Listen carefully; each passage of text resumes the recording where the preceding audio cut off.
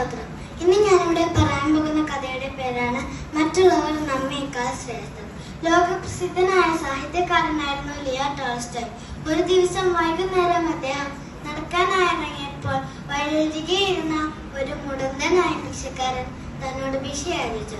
2 ദിവസമായി ഭക്ഷണം കഴിക്കാതെ ഒരു സാധുവൃദ്ധനായ മനുഷ്യനായിരുന്നു അത്. അയാൾ വളരെ ക്ഷീണിതനായിരുന്നു.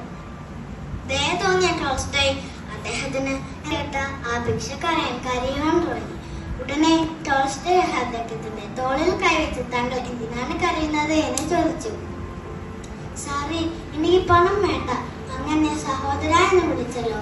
എന്നെ കണ്ട എല്ലാവരും എന്നെ അവജ്ഞതയോടെയാണ് വീക്ഷിച്ചത്. എന്നെ കണ്ട് മോശമായ വാക്കുകൾ പറഞ്ഞവരുണ്ട്, എന്നെ കണ്ട് കാർക്കി തുപ്പിയവരുണ്ട്. എന്നെ കണ്ട് സഹോദര എന്ന് വിളിച്ച അങ്ങയുടെ വലിയ മനസ്സിന് നന്ദി എന്ന് പറഞ്ഞു. പ്രിയ കുഞ്ഞുങ്ങളെ, പണത്തേക്കാൾ എത്രയോ വലിയതാണ് സ്നേഹത്തോടെയുള്ള നമ്മുടെ പെരുമാറ്റം.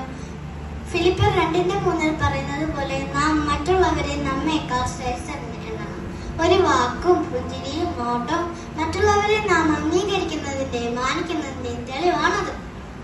യോഹന്നാൻ 3:18 പറയുന്നത് പോലെ കുഞ്ഞുങ്ങളെ നാം വാക്കിനാലും നാവിനാലുമല്ല പ്രവൃത്തിയിലും സത്യത്തിലും തന്നെ സ്നേഹിക്കുക.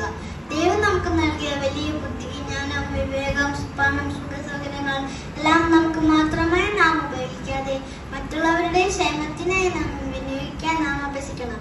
അതിനായി നമുക്ക് ലഭിക്കുന്ന അവസരങ്ങൾ നാം പാഴാക്കാതെ മറ്റുള്ളവരിൽ യേശുവിനെ കാണുവാൻ നാം അഭ്യസിക്കണം. അതിനായി ദൈവം നമ്മെ സഹായിക്കട്ടെ. സ്തോത്രം.